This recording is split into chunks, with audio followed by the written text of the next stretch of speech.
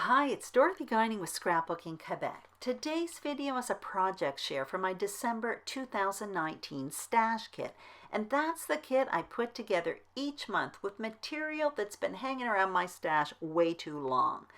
I had a special project this month. My goal was to make 2 scrapbook-style family recipe books for Christmas gifts, and I'm thrilled to report that I actually succeeded. I didn't think I would, actually.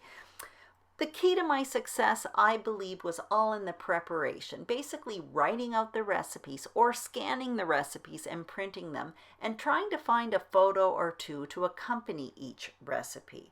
I explained this process in 2 videos I posted earlier this month, and I'll put links to those short videos in the information box below in case you're interested.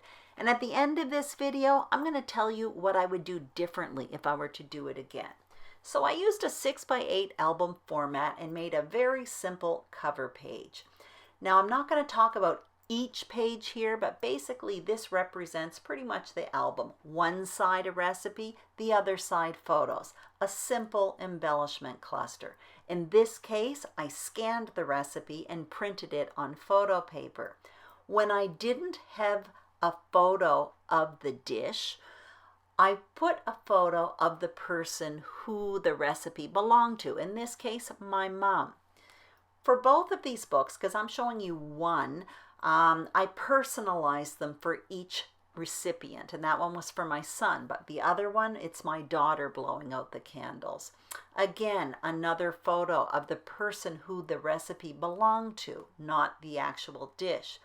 On the right there, that's my handwriting in grade 7. Fun fact. And on the left, there's a little story where that recipe came from. Again, same kind of format. Very, very simple. See that recipe card there? I basically scanned both sides of it. I've been using that recipe card all beat up for 30 years. The recipe there on the left, I actually took a photo of it. It was in my scrapbook because that's a recipe that's actually just in my head.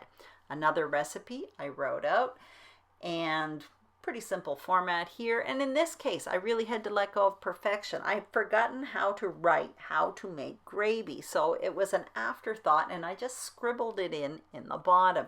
That probably wouldn't have passed my quality control on an actual scrapbook page, but in this case, I really had to continually remind myself that content was way more important, and I'm really glad I did. I'm so thrilled that this project is done.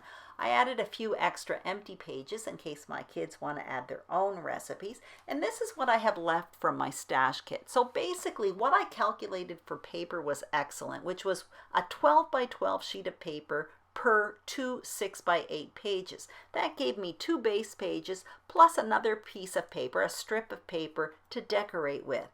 I also focused on using really thick paper. I used Pink Fresh Studio as well as Carta Bella, very heavyweight paper, and I'm so glad I did because I want this album to be tough. As for decorations, I would definitely do this differently. Now I have stamps, letter stickers, ephemera, all kinds of stuff. But if I were to do this project again, I would simply select one set of letters for a cover page.